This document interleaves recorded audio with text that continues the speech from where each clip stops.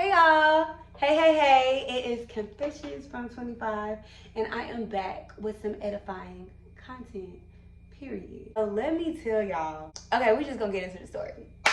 So I'm not sure if you guys are familiar with like e-commerce, but the hot thing is to purchase products and then to go to the bank and dispute it and to say that you did not make that transaction. Then cha-ching, you get your free product and then your bank gives you a card number and that seller doesn't get their pay.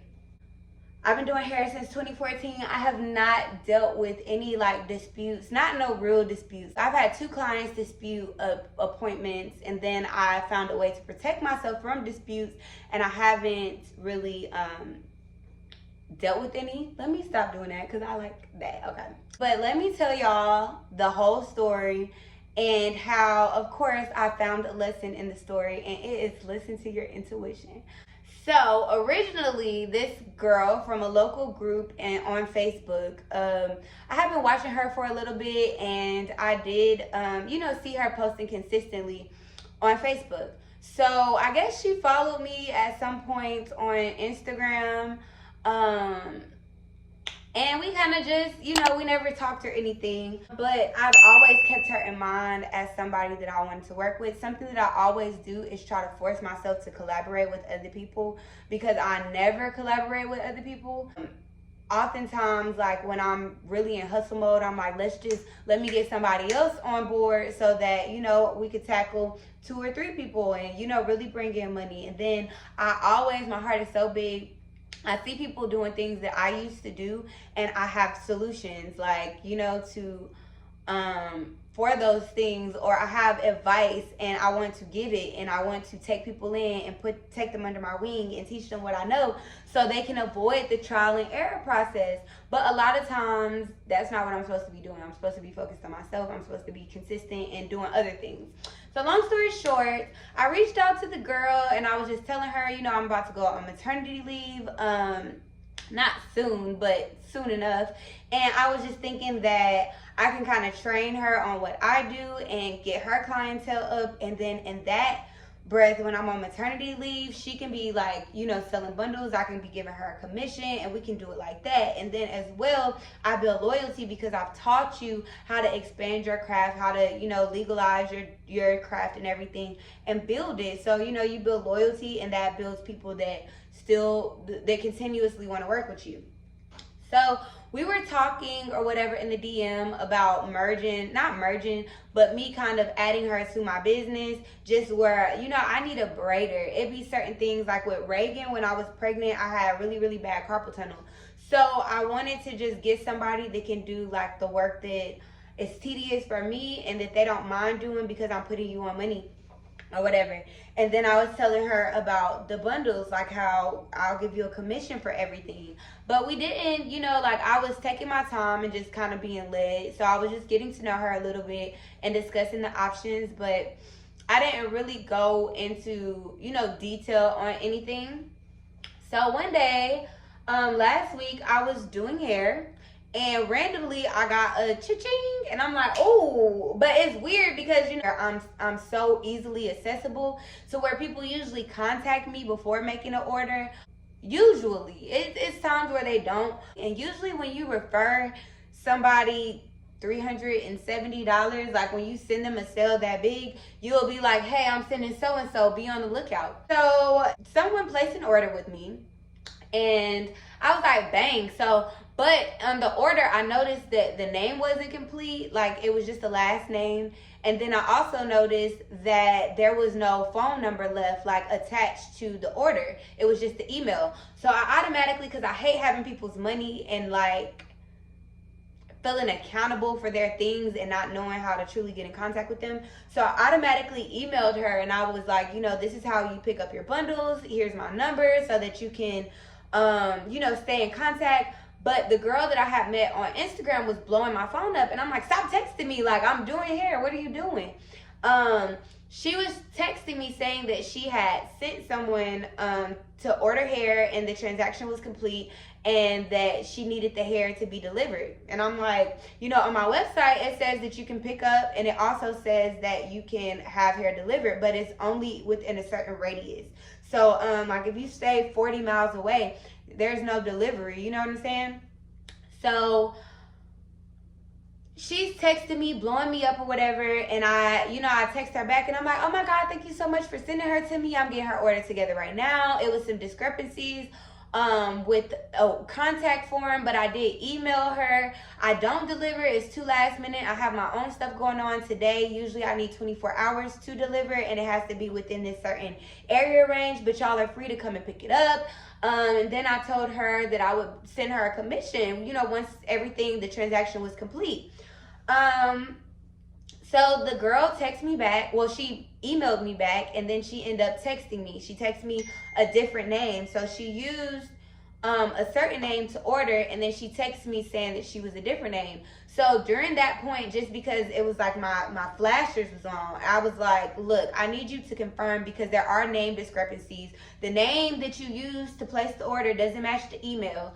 And then the name that you're contacting me with right now doesn't match either one of them. So can you verify your name and your billing address as well as your order number, just in case of, a dispute? So that was my intuition that was telling me to protect myself. Something seems fishy. But I'm not gonna lie, I was kind of being money hungry. It was $300 and almost $400 that popped into my Shopify randomly. And I'm like, I'm taking the precautions, whatever, spirit, whatever. So, here is where, now that I'm like meditating on everything and really like, I'm trying not to be naive and understand that, I've never been one of those people that do anything for stability or anything for, to have something. So it's really hard for me to understand that there are vindictive and deceitful and tactful people that plan to plot on you. Like, it's really, I have to remind myself. So the hairstylist, the girl that was texting me told me that she was going to have the hairstylist come and pick up the hair because she wasn't able to come and pick it up. At this point, I have questions. I'm like, well, how much are you willing to spend on your hair? She got to come.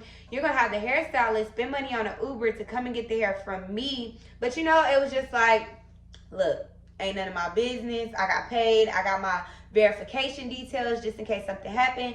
But for me, that's almost like when somebody be like, hit me. I need a new car. I need a new car. Hit me. Like, yeah, somebody can hit you and yeah, you can get a payout, but that's a process, honey. That's inconvenience on your behalf because you don't have a car, and then the insurance has to go look into the car and then the situation, and then you have to go get a rental, and then you have to wait for your estimate, and then you got to actually get it fixed, and then it's a lot of stuff just to, and damn, I might break my neck in the process. So like, I forgot why I was saying that. Why was I saying that? It was a purpose behind that. Let me think. I felt comfortable because I felt like I have the contact details that are needed, just in case a bank transaction does happen. But I should have listened to my intuition because on Shopify it showed as a medium fraud risk, but because it wasn't a high fraud risk, I was like, well, it's fine, and I got my details. But at that point, I should have just refunded her money. At that point, it was too much confusion, the name discrepancies.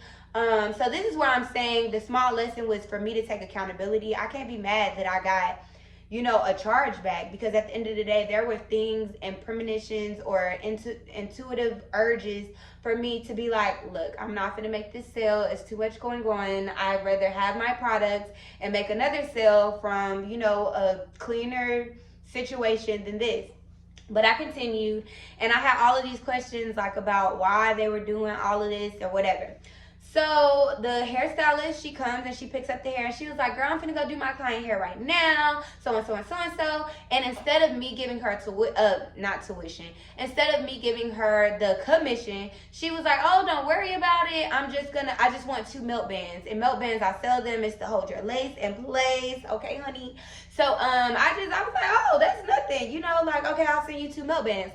So I put her melt bands in the bag, the closure, and the 3 bundles, and I sent her on her way. I had an appointment, but I never received anything like, hours had went past, and as a stylist, and you sent money to me, and these are bundles from me, and you say you haven't done hair in a few weeks, I would think that you would be like super happy to have this content and to send me pictures. So I messaged her and I was like, how was the hair? How did the appointment go? And the first thing that she said was, oh, the girl came to my door and got the hair. She said she needed to run back to the car to show her husband since he made the purchase, and then she would come right back, and she never came right back.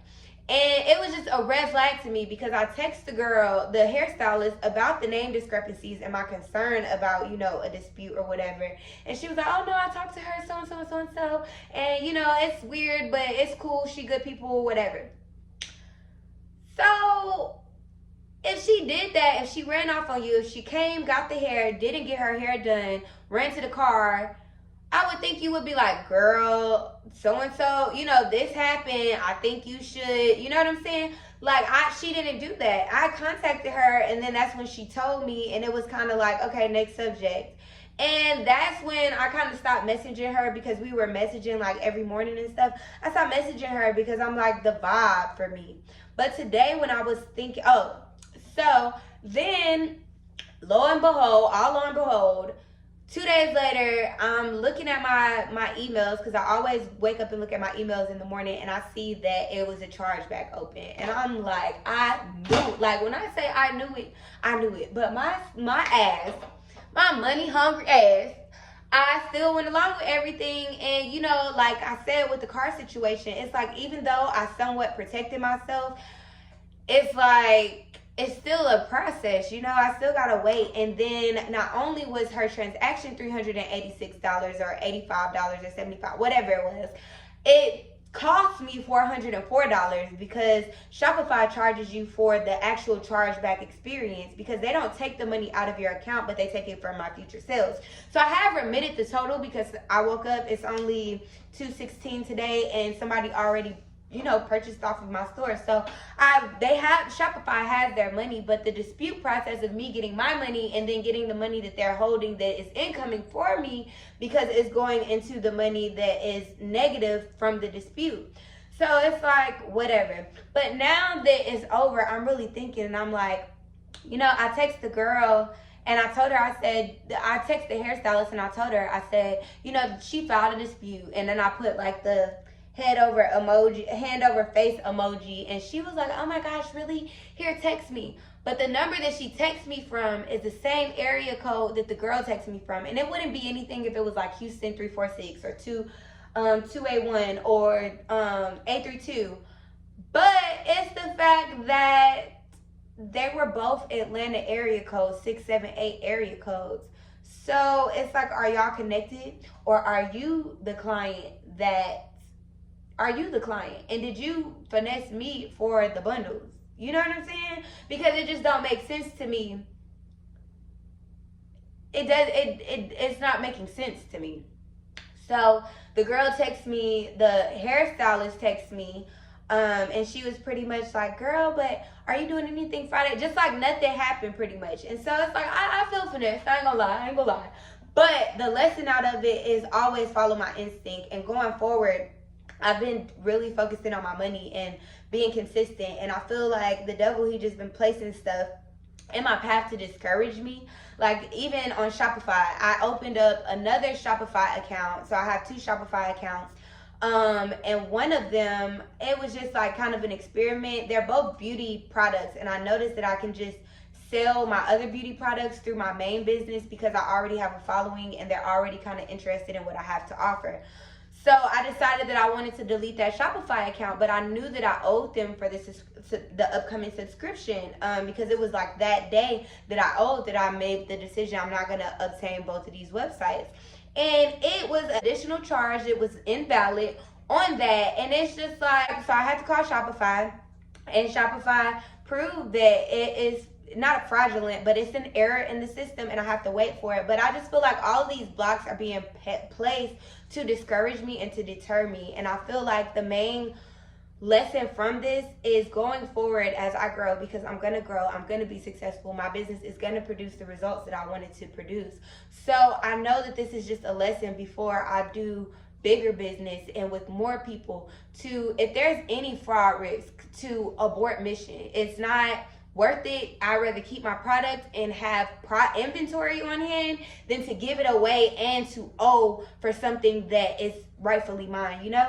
And then as well as not being so nurturing to strangers, not being so collaborative,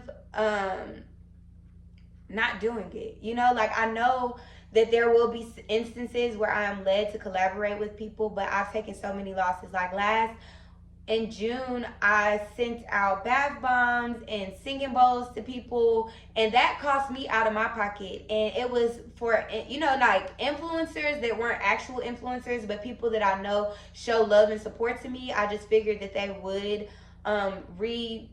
repost using the products and stuff, and that was the conditions of me sending the things to them.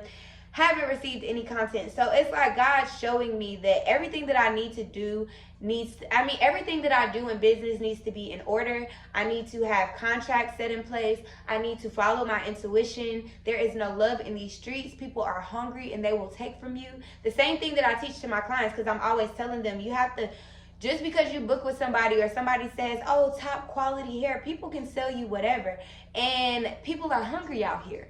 You know what I'm saying? You have to protect your coins by making sure that you're doing the correct amount of research you know what I'm saying? You spending money on hair. If you have questions, if there's anything unclear in description boxes, if people don't have services posted, you don't inquire about them. If somebody is really in business selling, whatever they want you to see that they're selling will be displayed.